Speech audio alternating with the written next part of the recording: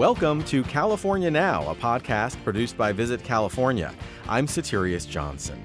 This episode is all about securing travel advice from locals. We'll start in West Sonoma County in the town of Guerneville, where Chef Crista Luedtke shares her favorite spots to go for tasty food, world-class wine, and fresh air fun. It's, on the river. It's close to all the wineries. It's 20 miles to the ocean. It has all these amazing things, especially for someone who's an outdoor lover and a wine lover and a food lover.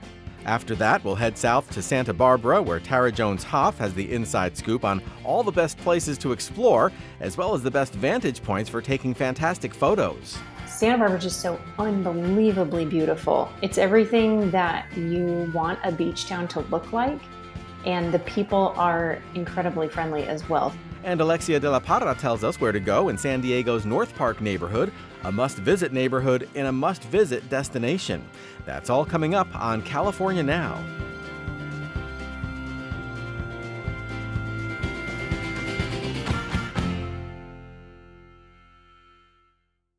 My next guest can point you to a lot of hotspots in Guerneville in Sonoma County because she created many of them. You may recognize Chef Crista Luedtke as the two-time champion of Guy's Grocery Games or from the documentary Empire on Main Street.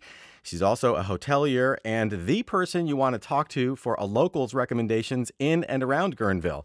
Welcome to California Now, Crista. Hey, thank you so much. It's great to be here. It's an honor and a pleasure. Well, thank you. So to start out, tell us the story of how you first fell in love with Guerneville. Well, funny enough, my very first visit out here was in the late 90s with my first ever girlfriend when I moved to San Francisco. And I just was amazed by the place. It was beautiful. I'd never seen trees like this before, the river running through it. It was just a magical place. And then for, many seasons thereafter, I came up to camp or to stay or to wine taste and just sort of fell in love with the place. So it wasn't until, maybe almost a decade from my first ever trip that I decided to make this place home.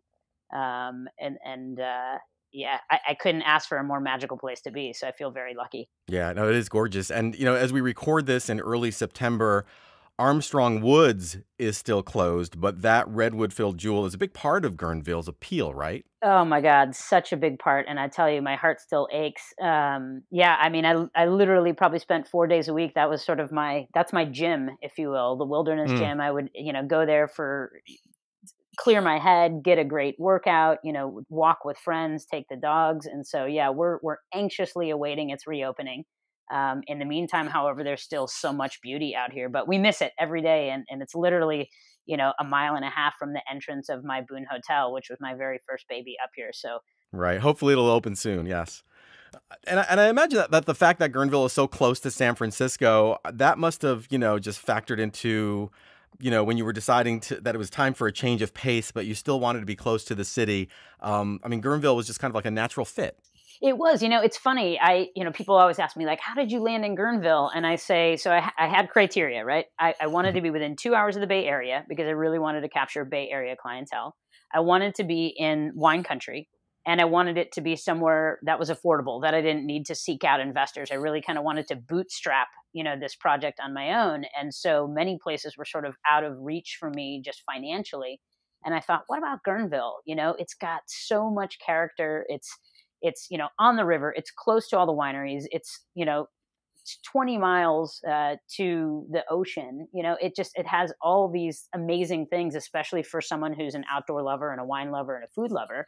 And, kind of all signs just pointed to Guerneville. And I'm so glad I did it. It certainly made a pros and cons list of, where should I go and why? And I'm glad I landed here. It's been such a blessing. Yeah, it's like the perfect spot. And, the area, Guerneville itself is an LGBTQ destination as well. And you're a vocal part of that community. That must also be something that is very comforting. It is. Yeah. I think what I love about it is this community is so open and it's seen so many colorful changes through its past, right? In the 50s, it was very much like this huge summer destination for San Francisco Bay Area families to come up. And then, in the 60s and the 70s, all the hippies were here and there was, the Grateful Dead performed here all the time. And then the gays really started to kind of claim it as their destination in the 80s. And so just to see the evolution, but also just the rich history that's created such a beautiful tapestry here. And it makes for such a welcoming community, no matter what, your orientation, whatever your pronoun is, whatever age, range you are. Like Guerneville is just this beautiful melting pot that's still really kind of quirky. You kind of still feel like you're transported a little bit into the past, but with some modern edges, which is what I love. Absolutely. I've been there and it's a wonderful place. So once you moved to Guerneville, you kind of proceeded to put your stamp on it. Talk to us a little bit about that evolution. Yeah, it's funny. It's like I moved here literally as the market was crashing, right? So I had my home in San Francisco. It's the top of 2007. The market is starting to tank. And I sold my house and then bought a hotel and thought, what the hell did I do? And I just was like, oh my God, did I make this huge mistake? I thought, listen, I'm resilient. I'm young enough. Like, I'll figure this out. And so I started with my boutique hotel in 2008. And, as I was getting that up and running, I thought, gosh, I really still want to have a restaurant. And so in 2009, I opened Boon Eat and Drink Restaurant, which was, my baby and still is. It's just this bustling little, California bistro. And that was sort of like where things tipped for me. And I thought, man, this is going to be something. And in 2014, I opened El Barrio Bar, which is my tequila mezcal bar. And then most recently opened Brot in 2019, which is my German concept, which is an homage to my upbringing in the Midwest in Wisconsin. Both parents are German. And I absolutely love it. It's been such a fun project. And then literally just in June, I partnered with a guy and bought the Highlands Resort. So I now have 2 little boutique hotels. So it's you literally have an empire there. They're not kidding when they say empire on Main Street. Well, funny enough, I sort of say to people, I'm sort of in a weird way, kind of selfishly curating the town with all the things that I want so that I don't have to leave. I mean, it's just such a fun little space. Like now I have the bar I want to go to. I've got 2 really great restaurants and, two small hotels. And it's kind of perfect. Yeah. So let's talk specifically about a couple of the places that you started. Let's focus on Boon Hotel and Spa. For listeners who've never been, what's the experience there? It's awesome. It's like such a Zen-like adult retreat. Feels very much like there's a little slice of Palm Springs that's been plopped amongst the redwoods. We always have sun. It's 14 little beautiful cabins that are restored from the 50s and 60s. It was an old miners' camp. There used to be a quicksilver mercury mine down the road on your way to the Armstrong Woods. And so we did a lot of renovations, beautiful sailing pool and hot tub, nice area to play, bocce or some lawn games. We've got a couple of glamping tents. It's a really Zen kind of hip, fun vibe. We have an honor bar, so you can make your own cocktails and hang by the pool all day. Beautiful fire pit. It's, what I love about it is like all these guests with like-minded ideas all sort of find themselves collecting around the pool area, and it becomes this cool little social hub. And it's just really awesome to see. That's really cool. And I'd also love to talk to you about your German restaurant, Brot, that you mentioned. What inspired you to bring bratwurst and schnitzel to Redwood Country? I wanted there to be sort of an experience that you feel like you've been transported to somewhere else when you come to Brot. You feel like you're in this like bustling, fun Berlin eatery. And, sometimes people, I think, get frightened away like, oh, I don't know if I like German food. And then they're like, oh, schnitzel, bratwurst. Yeah, what's not to like? Yeah, what's not to love? So what's 1 or 2 things on the menu that you're especially proud of? Ooh, at Brot, I think one of the things that I feel people will really love and you don't get is sauerbraten. It's such a traditional German. We marinate our beef. So describe that for people. Yeah. Yeah, it's like not your grandma's short ribs, but your German grandma's short ribs. So we marinate beautiful boneless short ribs for about 5 to 7 days in a wine and vinegar, ginger, juniper berry, and then we braise it slow and low for at least 5 hours. And then that's served over either mashed potatoes with homemade quark, which is like a bright, thick yogurt or sour cream, if you will, and braised red cabbage, which is super delicious, or over traditional spätzle, which is your German pasta or dumplings. So that's one, I think, if you're coming for something, authentic, that's absolutely delicious. But I Yeah. would be remiss to say that I the schnitzel's incredible. And because I sometimes do things selfishly. The schnitzel is gluten free. Oh, So really? for folks who generally crave these things and don't get to have them because they're often glutinous, we use Hmm. rice flour and garbanzo flour for our dredge. So it's delicious and a little bit guilt free. Wow, that's great. Yeah. That's really amazing. Now you are an established authority on the region, and I'm guessing that people are always asking you for recommendations. I mean, you're right by the Russian River. What kind of fun do you like to have on the water? Oh gosh. I mean, we just went out the other night and kayaked at the mouth of the river out in Jenner, and it was just stunning. Like getting out there before sunset and being out there with all the wildlife and the sea life was, we had otters, or sea lions swimming around us and all these beautiful pelicans. It Hmm. was really quite fantastic. So love to get out and kayak. Big hiker. So spending some time even out at the coast at the Jenner Preserve, doing hikes out there, and then finishing strong with some oysters and a glass of bubbles at the river's end is a great way that we often spend, a weekend, day or night. Hmm. Some other really great hikes in and around Duncan's Mills, which are really fun, called Islands in the Sky and the Full Monty. Sometimes I hate to say these things because I don't want to give away all the local secrets, but I also want Right, to right. share the beauty of this place because it's just so special. Right. So talk about some of those secret spots in a little more detail. Yeah. What are So, people experiencing? everybody's had to get a little creative given that Armstrong Woods is closed. And so most of us have been hiking out in what we call Freeze Out Canyon near Duncan's Mills on this tiny little back road. And there's a beautiful hike there that's open to the public. And it's called the Islands in the Sky hike. And then it loops around into what is called the Full Monty, or you can just do the full loop.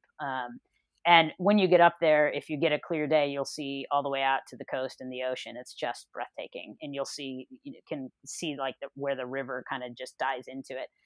So those are some of our favorites. Also, a lot of people don't know about the Jenner Preserve, which is a Hmm. lovely hike out at the coast, and also one where dogs are welcome. I know a lot of people, bring their pets out here, and there's many parks, including Armstrong, where you really can't take your dogs on trails. So you can out there. So that's a great little kept secret. And then, in terms of kayaking, again, one of our favorite spots to sort of beat the crowds is to take the kayaks out to Jenner. There's a great little parking lot right there next to Cafe Aquatica, which is great for music and food. Yeah, that's really great. Okay, so getting back to like food and drink, Hmm. aside from your own places, what are some spots around town that you like to recommend? Totally.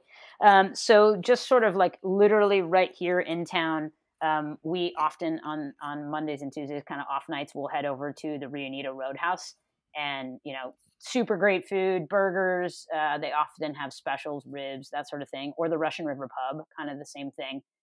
Just fun. I would call it sort of like the locals hangout.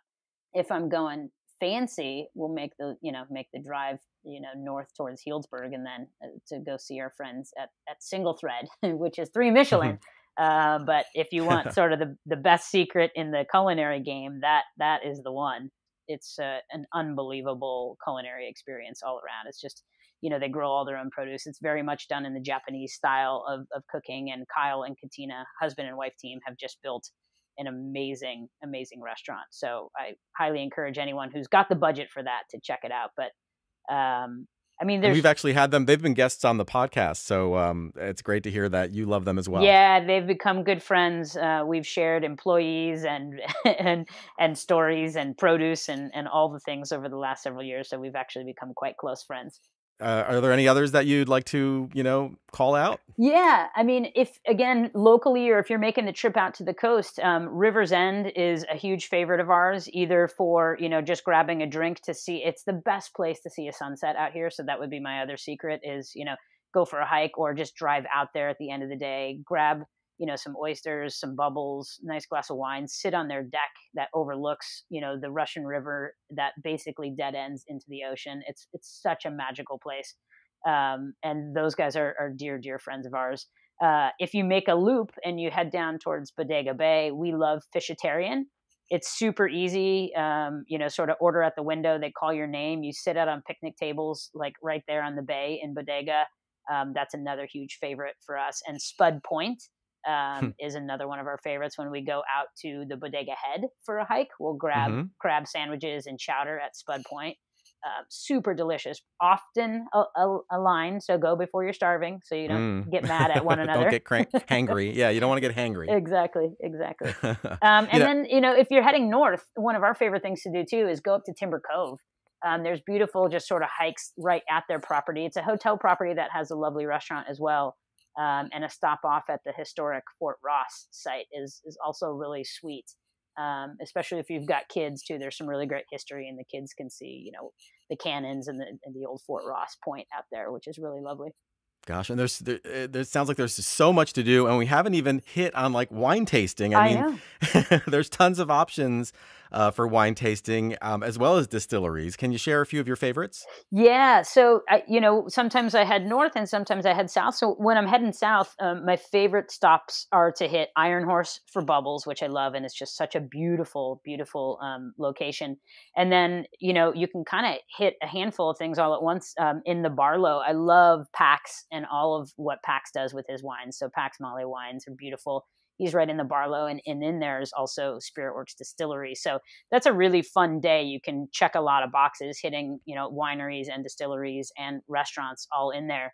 And then another sort of very small boutique one here in West County, Rhyme, which is a husband and wife team, Ryan and Megan. And they're right in Forestville, which is, literally 5-10 minutes from Guerneville.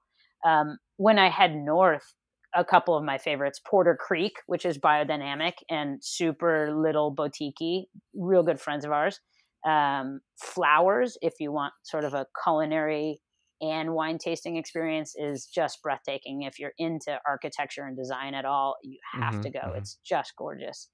And then for more of like farm and rustic winery, Preston is, hands down a huge favorite, but definitely a bit further north, probably, 40 minutes more into Dry Creek, but just spectacular. Sounds like it. Well, Crista, this has been so great. Thank you so much for joining us on California Now. Thanks so much for having me. I've had a great time, and I've got more secrets, but that'll be for next time. For next time, definitely. Absolutely.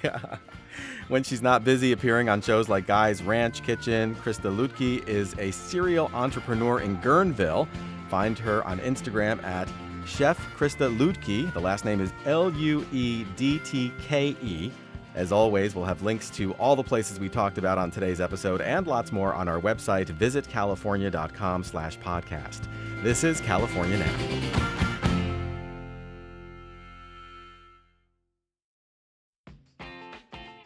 There are two essentials for any California vacation: enjoying delicious food and outdoor spaces. You'll find both in Irvine, which has the most open space in all of Orange County, with a third of the city set aside for outdoor recreation. Irvine's parks and acres of permanently preserved open spaces rank among the best in the nation, making it a premier destination for hikers and mountain bikers. And if you're a bird watcher, you have to visit the San Joaquin Marsh and Wildlife Sanctuary, home to 100 species of birds. And after your outdoor excursion, check out Irvine's culinary scene, where you can sample delicacies from China, Taiwan, Japan, Vietnam, and others. Taste fresh dumplings from the self-described cheapest Michelin-starred meal, Hong Kong's Tim Ho Wan, where nothing costs more than $6. Or savor Korean-inspired food featuring flavorful Southern California ingredients at Urban Soul. Whatever you're craving, Irvine is the place for fresh food and fresh air. To plan your visit, check out destinationirvine.com. Again, that's destinationirvine.com. When you're checking out a new destination, it's a good idea to sample the tasty bites the locals know and love.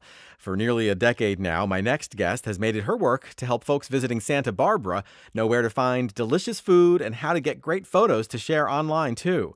Tara Jones Haaf runs the tour company Eat This, Shoot That. She's here to tell us what's great about experiencing Santa Barbara dining like a local. Welcome to California Now, Tara. Hi, thank you for having me. So let's start with your connection to Santa Barbara. You first showed up there for school, right? What stuck out early on, and what made it a place you wanted to stay? Oh my gosh, yes. I came here for school in 2001, and Santa Barbara is just so unbelievably beautiful. It's everything that you want a beach town to look like, and the people are incredibly friendly as well. So it was just a win-win for me. And you've been there for 2 decades now. Is it safe to consider you a local at this point? Oh, I think so. I mean, you're going to have to check in with the true locals that are generations deep, but so far I've gotten the green light. I think it's safe to say you are. So Eat This, Shoot That combines a few things you're good at between food recommendations and photography. Your Instagram bio says, eat like a local, shoot like a pro. Why do you think eating is as the locals eat is important for folks who visit? Well, a couple of reasons. One, you want to be supporting local business, and Santa Barbara doesn't have a whole lot of chain restaurants, so that's not really too difficult to do. But to truly eat like a local, you want to eat the best. You want to eat where the locals consider their favorites. And so when you come on a food tour with us, we're taking you to our favorite places, and we go there, not just for work. We're there on our off hours as well. Right, right. And can you describe the general structure of your main Santa Barbara tour? How long is it? Like how many stops? Sure. So our tours are 3 hours in length, and we visit 7 to 8 different eateries or wine bars, breweries. So you get a nice general overall sense of the food scene in a particular neighborhood. And then we're teaching you how to take better food photos with your smartphone as we go. So that's just kind of a fun interactive bonus to every time we're at each place. And then you're learning a ton about the local culture and the history of the neighborhood, as well as a bit about Santa Barbara.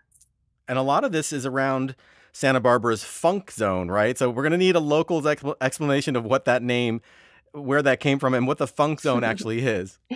All right. So I'm giving you some secrets here already of what's actually on the tour. But the funk zone is now synonymous with the local art scene. This is the only city-sanctioned area of Santa Barbara where street art is allowed to happen. It's allowed to be out there on the walls. It's allowed to be nailed up on the telephone poles, you name it. That's really cool. So in addition to the food and the other things, you're also getting kind of like an art tour as well, street art tour. Yeah, exactly. But that's not how the funk zone originally got its name. It originally got its name because right in the heart of this 4-block area was the original Santa Barbara fish market. Oh. And on a hot day or even a warm day, that could really smell up the neighborhood by about 4 blocks, about the size of what the funk zone is. Oh, wow. That's really funny. But does that still exist? Does the fish market still funk it up in that way? A tiny bit of the operation is still in that neighborhood, and you'd be hard pressed to really get too much of a whiff of fish.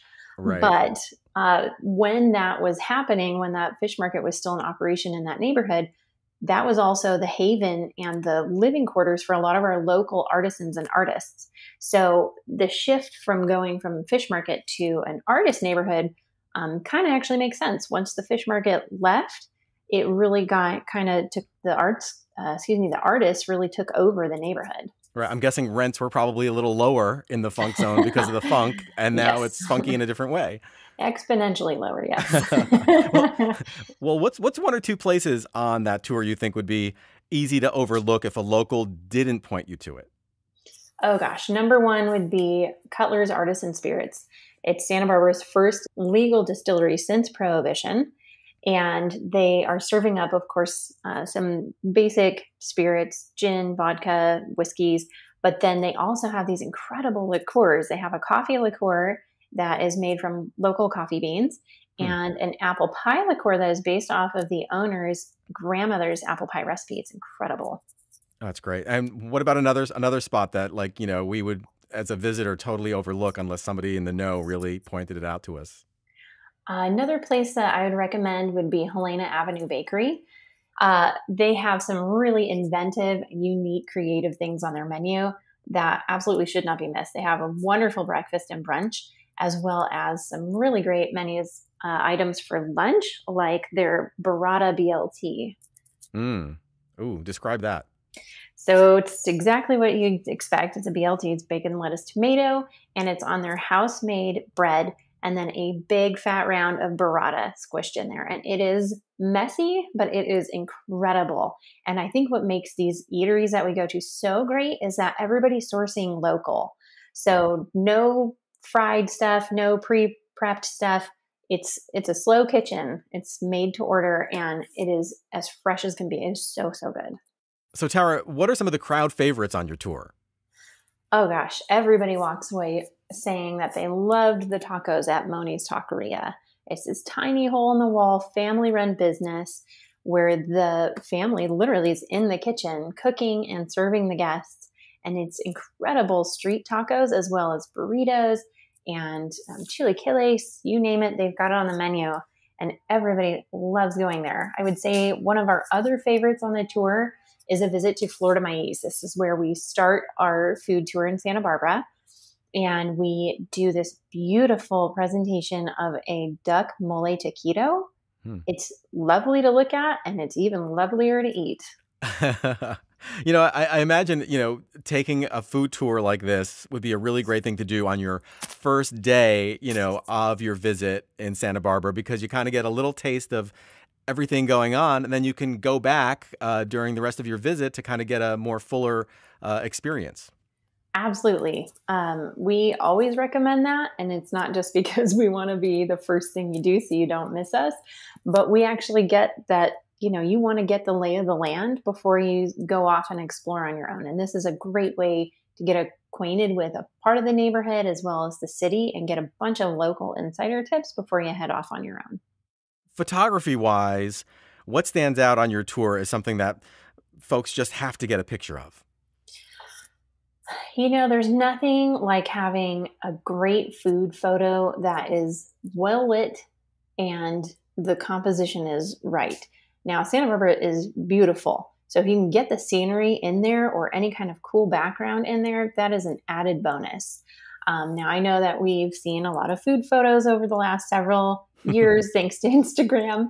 However, a large reason why a lot of people come to Santa Barbara is they want to experience the stuff that they saw in the photos. Mm-hmm. So that's kind of our job, is to help you get photos that are as good as the ones that you saw in the magazines that got you to come here in the first place. So our goal on the tour is to help you really recreate those photos, and not just the food photos. As we go, we're open to helping help you create this beautiful photo story. You also wrote a guidebook called 100 Things to Do in Santa Barbara Before You Die. Why don't we take a quick detour from food? What's one or two outdoorsy things the locals know and love around Santa Barbara?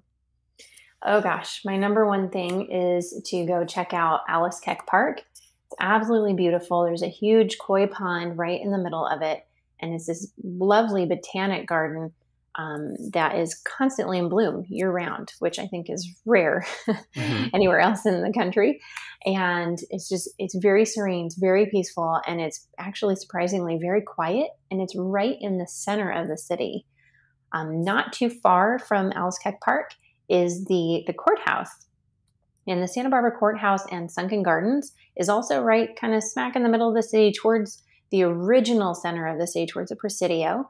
And it gives you a 360-degree view of the city from the very top of our clock tower there.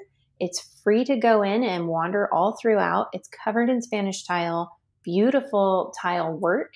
And then there's even a now it's probably over 100-year-old mural inside one of the courtrooms telling the history of Santa Barbara. It's stunning. Yeah, no, I think I've been to the Presidio there, and the view is pretty amazing. It's just wonderful. Another opportunity to take some cool photos. Absolutely. And you also offer a tour around the town of Solvang. What's special about that area? Oh gosh. Well, Solvang looks like the back lot of Shrek. It is incredibly unique. It's this tiny, tucked away Danish-centric town. And in fact, it's called California's Denmark. It's about 40 miles north of Santa Barbara. It's definitely worthy of a day trip. And it's a lot of generational families still owning and operating their family businesses. And a lot of it, of course, is centered around food. So it's a lot of Danish fare, like meat and potatoes and baked goods. What's one or two, can't miss stops on that tour? I would say you can't go to Solvang without stopping for Abelskever. And Abelskever is kind of a cross breed of a donut hole and a pancake. So it's the shape of a donut hole, but it's really more of a pancake consistency, and it has this lovely little jam topping and powdered sugar, and it's absolutely phenomenal. After that, I would go to Olson's Bakery because you can't have enough baked goods when you're in this town. And Olson's is, they are a champions basically at what they do. They make these incredible kringles, which is like a flaky layered croissant of sorts almost, but it's got an almond paste in it and it looks like a giant pretzel. It's wonderful. Absolutely can't miss. Sounds great. And you can always walk off the calories just walking around town. Exactly. Well, before we wrap up, Tara, I imagine living in a place like Santa Barbara, friends and family are always finding excuses to visit. So what is some advice that you have or local perspective you have that you find yourself routinely giving whenever people come to visit? Oh gosh. Well, we always tell them to go wine tasting because this is wine country as well. I know there's several wine country areas in California. I'm a little biased. I think this is the best one. So I tell everyone to go out and visit the wineries as much as they possibly can while they're in town. But if they want to, I say go to the valley. Just take a little trip up north to the San Ynez Valley and treat yourself to a beautiful day of wine tasting in the vineyards and eating some lovely local artisan foods at different restaurants. And then I also tell them to take to the high seas because this is a really mellow part of the ocean because of our topography here.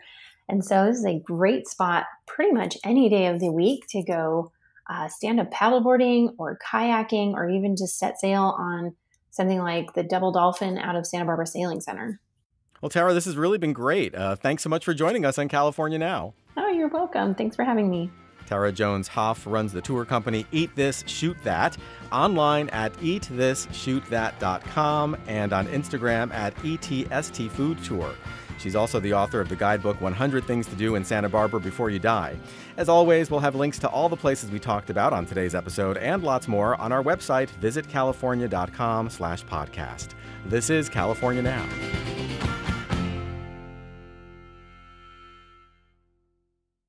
For recommendations from a San Diego local, you'd be hard-pressed to top Alexia de la Parra. She was born in San Diego, grew up in Tijuana, and founded Art Alexia, an amazing gift shop specializing in Mexican folk art and handmade goods.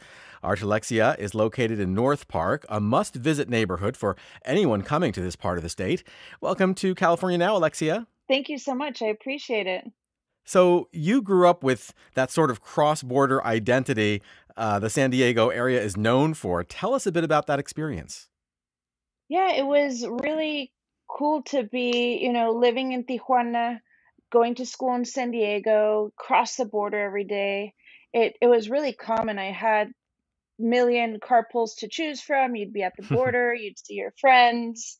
It was a fun experience to be able to live on both sides and get to experience the very different cultures. Yeah. So how did you get inspired to start a business that really centers on that part of your life? So growing up in Tijuana, I was constantly going to markets, traveling around Mexico, visiting family, and again going to markets out there. So I was constantly seeing this folk art that I was just drawn to.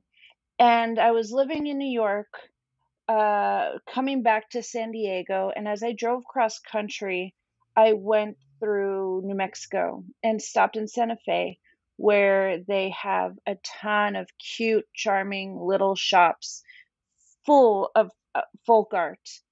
And so as I continued driving back to San Diego, I was trying to find like what my next phase would be, what I would be doing. And it just so happened that the economy was not doing well. Mexico had become quite dangerous. And there was a need for this product to be brought over because people weren't going over there. And a lot of these artisans really depend on the tourism. So I took a trip with my family to Guadalajara to visit other family. and brought back some pieces and had a party at home, sold it, and then decided to continue doing that and starting a booth at a farmer's market. Hmm. So yeah, it took on a life of its own. I really didn't know when I did this, I wasn't thinking of owning a shop. I just thought, hey, let me get some product, maybe let's do some wholesale, let's see where this goes. And it quickly just took on a life of its own. And within a year, I opened my first brick and mortar. So, Alexia, I was wondering if you could just kind of like walk us through your store. If I walked in, what would I see? Oh, color, color, color, color.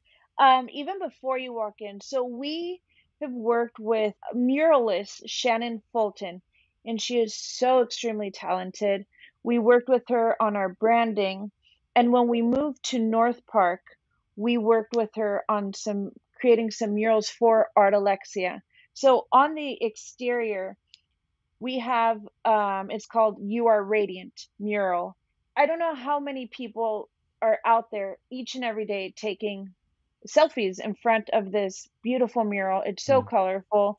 We even had the neighbors across the way tell us, "Oh, it's so beautiful to look out our window and we get to see the mural and all the people that are taking photos there."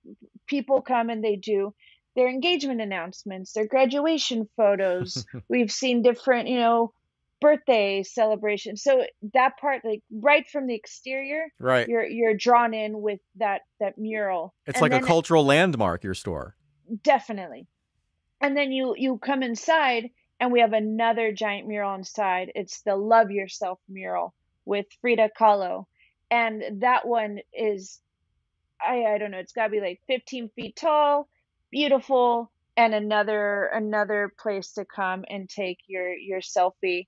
But so you walk in and we have it's the shop is chock full, so it's not one of those minimalist places. I mean, it's just like jam packed with product, but done very tastefully. So it's not overwhelming.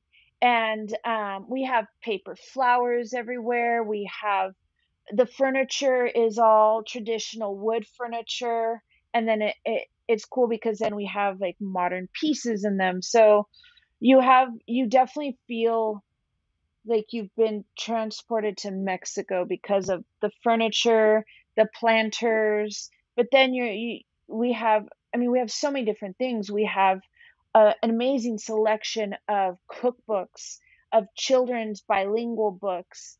We have salsas and moles and chocolates. So it's just there's so much in there, and there's so much to see, and you're literally just people will come in and they'll tell me I've been in here for an hour, just like, and every time I do another lap, I catch something new because Mm. there's so much to see. So it's a lot of eye candy for sure. It smells delicious because of all the coffees and the chocolates we have, candles. We also have we carry paletas, so popsicles. So we have a really cool freezer that's all decorated and then a big board above it with all the flavors available for that day. So that's a fun little added bonus to the shop to enjoy a paleta while you're walking around shopping. It almost sounds like, like a little mini trip to Mexico right there in San Diego. Totally, and that was a whole idea behind it. I wanted people come in and feel transported. We have people come in all the time, and they've they've told us I was brought to tears, or I feel, really happy, but I also am remembering, having memories of my childhood or my grandmother or my tia, or I'm reminded of home, and it's brought back all these feelings. So it definitely evokes emotion. So that's always nice to hear when somebody says that, and that we've been able to create that and share that little piece of home with our guests. So you've been in the neighborhood now for a few years, and it's almost become kind of like this destination over the last few years in already an attractive destination that is San Diego, right? Yes, definitely. the community for sure is just so lovely there in North Park. I felt it right as I moved there. I moved there in 2016, and we knew it was an up and coming neighborhood. And fast forward now, 2021, we have so many more places that are being built, and we have people. The foot traffic is just phenomenal. They recently just completed these protected bike lanes. Really, the changes are amazing. It's great walkability. You can ride your bikes there. So it's nice to see this, and that more and more people are finding out about it, and all of these special little places, again, because we are all really mom and pop small business owners, and almost every business you go to, the owner's going to be there. And I hear that the neighborhood, North Park, is a really great place for Mexican food and craft beer. I mean, what are a few of the places that you recommend when people ask you, like, where should I go eat or where should I have a beer around here? Oh, so many places. If you're coming to visit North Park, I would start the day. We have really great coffee shops. We have Wholesome. We have Dark Horse. Um, if you're looking to eat, like you said, Mexican food, there's El Comal. Um, and they have really good comida casera, so like home style food. So a lot of really good, like caldo de pollo, tamales. Their tamales are phenomenal. They have like the traditional and the Oaxacan tamales. Pretty much anything you get there will be really good. My Mm. husband and I love going to have Mexican food there with Uh-huh. them, and it's a family run business. They're great breweries all around us. I mean, at every other location I feel is a brewery there. So you have quite a few to choose from. So it's a fun neighborhood to come Yeah. walk around Well, and eat what's and your shop. favorite, what's say your favorite brewery? Oh, right in front of me, California Tap Room. They have quite a few. I think what sets them apart is that they have a little bit of everything. So they sell every brewery's beer there. So some of these other breweries, you might only go get their beer, but Hmm. California Tap Room, the owner, first of all, the owner, Boomer, is the happiest, nicest guy you'll meet. Like there's nobody can say anything bad about him. Like he's just always smiling, always waving, always, bringing pretzels to all of us. So they sell beer and pretzels. And they play sports there as well. You'll see, like, I don't know what team it is, but when they're playing, because you'll just hear the screams coming out, and everybody's dressed up, and it's just a really fun place to go hang out at. How about one more place, either for food or drink, that you really like? Maybe one that would surprise people. They wouldn't expect to find that in North Park. Shank and Bone is a really good one. There's Dunedin, which is I think it's Australian or New Zealand. Their food is really good. They have a fun vibe there. Underbelly has ramen. That's always fun. There's always a line out the door. We have a place right around the corner from the shop, which we're so excited about, and it's called Senor Mangos, and they sell fruit plates, like traditional Mexican fruit plates, and they have all different types of agua fresca, so like juices and Hmm. Hmm. smoothies, licuados. Super great addition to the neighborhood. Everybody's really happy about it. Just That a great sounds place to go get a nice, refreshing lunch. right. Right. So, what is a traditional Mexican fruit plate? So there's two types. I like the kind that so for example, the one I get all the time is mango, jicama, pepino, cucumber. It has melon, and on top of it, it has like spicy chili sauce that they have, lemon or not lime, lime, salt. It might have like chamoy or tajin, depends how you want it. But that I remember as a child when I lived in Tijuana, there'd be like men on the corner with a little stand, like a cart, and chopping up these fruits and they'd put it, in a little plate for you and you would take it. So something I grew up eating all the time when I lived there. And so it's nice to have that here. Sounds like a little taste of home, right? Absolutely. It's so good.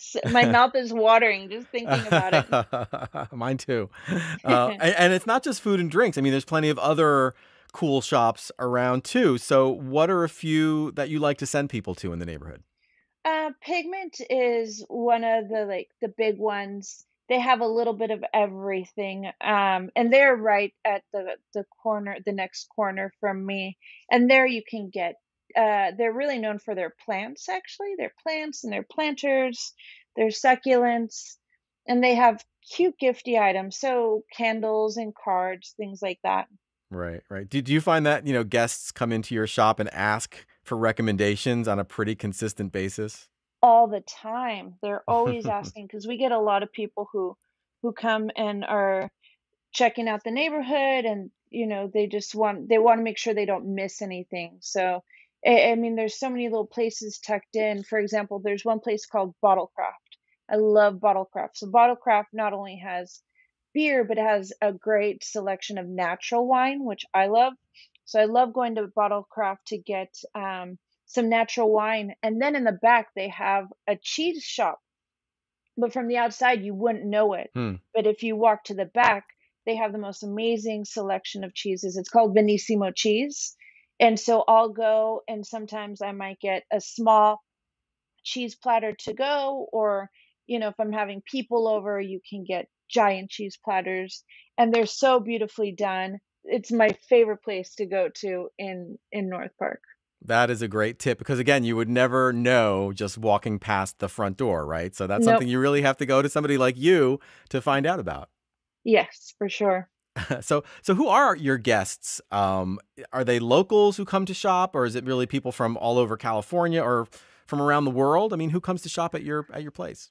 I have both. I'm very fortunate. I definitely get a lot of locals, but then I do have a lot of people that we have coming in to visit us from all over the US that follow us on our social media. And we have many times people will tell us, we based our trip around coming to your shop. We want to, we're coming from Chicago, we're coming from Brooklyn, or we get people who plan girls trips, or they'll email us and they're saying, hey, it's, my birthday and I really want to come here. What else do you, and I get that all the time. People asking, we're planning a trip to San Diego to visit your shop. Can you recommend a hotel to stay at, or, some restaurants to check out while we're in the neighborhood? So again, so we get asked all the time for that, and you'd feel so special that's what they're planning. That's really great. Well, it sounds like your shop is really like one of the centers or the hearts of the North Park neighborhood. So whatever you end up doing, I really wish you luck. Thank you so much. And thank you so much for having me on today. As a small business owner, all of this means so much, and it's such a huge help in getting the word out there, and supporting small business is so much appreciated. So thank you very much. Absolutely. Alexia de la Parra is the founder of Art Alexia in North Park, online at artalexia.com. That's artelexia.com. As always, we'll have links to all the places we talked about on today's episode and lots more on our website, visitcalifornia.com/podcast. This is California Now.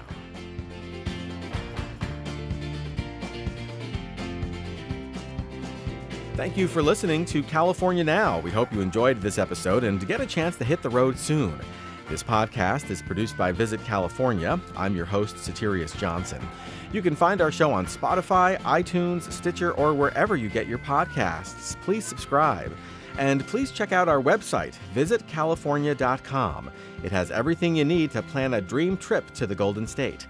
That's visitcalifornia.com.